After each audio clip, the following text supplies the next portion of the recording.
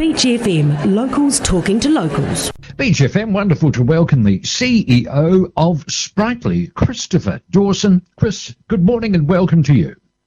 Thanks, John. Welcome. It's good to speak with you. Well, lovely to talk to you. And here we are. We're going to talk about your product, Spritely, which I have to confess I saw in a TV1 news item last week. I think a few people may have seen that. I imagine it's engendered quite a few inquiries. But I wonder if you could just let us know what your product does and why. Yeah, absolutely. Look, Spritely started as an idea of mine back in about 2015. My dad, who lives in Napier, took a bit of a tumble at home, and like many families now, we're dispersed over a greater distance, and so checking on loved ones is not quite as simple as driving up the road, perhaps as it once was.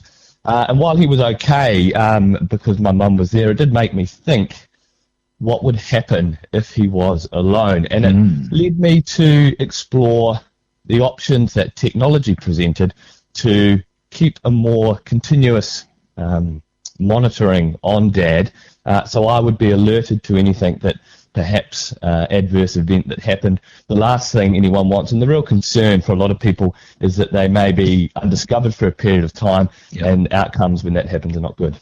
Yeah, so you could be there with a broken leg or hip or something like that and not be able to reach the telephone, and you are literally cast. So that, I think, is a fear for many people. So your product monitors for falls, does it?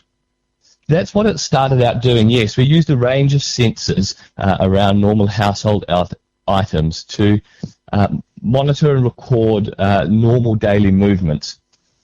About 2 years after that, and as we'd built the prototype out, I teamed up with a very innovative retirement village corporation down in Christchurch called Qestral Corporation. And they run a couple of retirement villages called Alpine View and Burlington that were featured on the news segment that you mentioned. Now, I showed them the technology, and they were very excited by it because they'd actually been thinking about similar things within their business for some time. And we started to expand the product to go beyond fall detection into really all the things that we could do to help people remain independent in their living units in a retirement village for longer. And a big part of that relates to how we help them to manage their own health. A lot of people in retirement villages over the age of 75, there are a high prevalence of chronic illnesses like hypertension or COPD, or diabetes. All of these things can be, all the outcomes from these things can be improved if people take a more active role in managing their condition, such as taking their blood pressure on a regular basis or monitoring blood glucose more closely. Right. So how does it do that? How does it monitor blood glucose? So the system has a main touchscreen hub, and that's the age-friendly touchscreen that we've spent a number of years developing. And one of the modules on that is a Health Vitals module, and it very simply enables people to tap a button, and we provide a range of medical devices which are wirelessly connected to the tablet. So taking your temperature or a pinprick for blood glucose or putting a blood pressure cuff on really requires you only to press the one button, and the data is immediately transferred to the tablet, and that tablet then keeps a digital diary of all of your entries. And that diary can be shared with the GP or with other carers, and it can be monitored by the retirement village.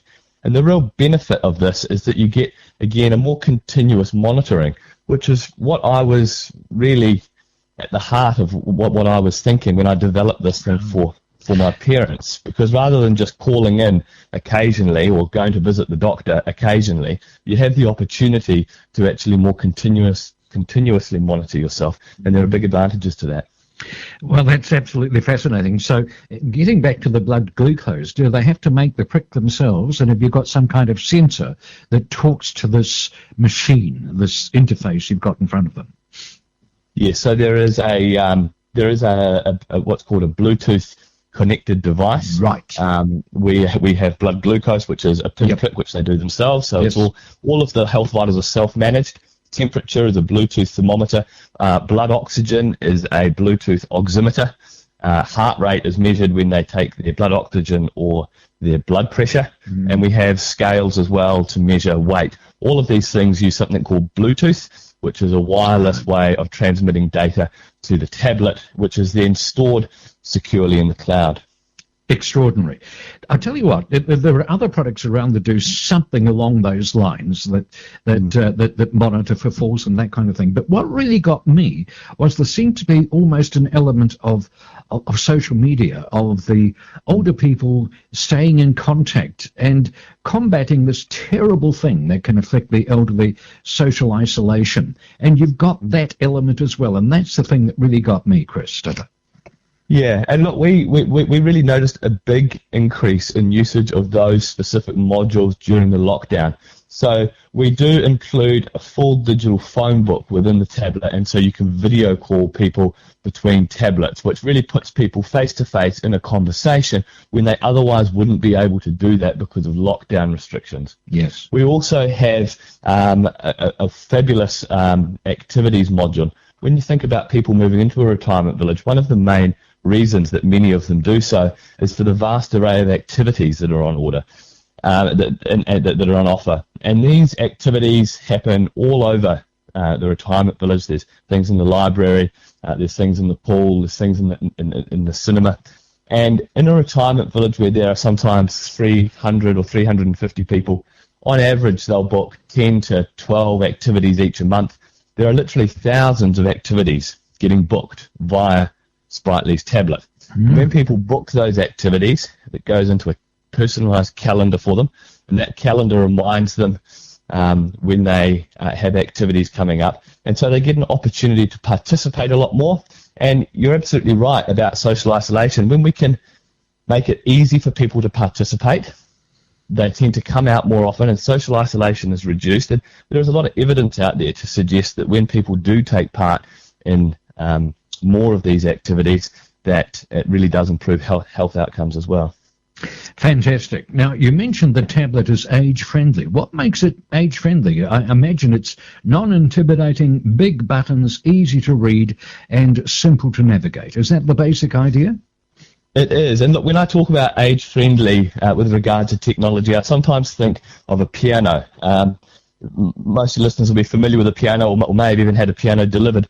When a piano gets delivered, you don't have to set it up. You just open the lid, press the button, and it goes. Yeah. There's no complicated process to go and download something. You don't have to go into an app store and set up an account or an email. So our tablet is like that. They just open the lid, and it goes. And the way that we have been able to do that is we pre-configure the device for each person before it is delivered.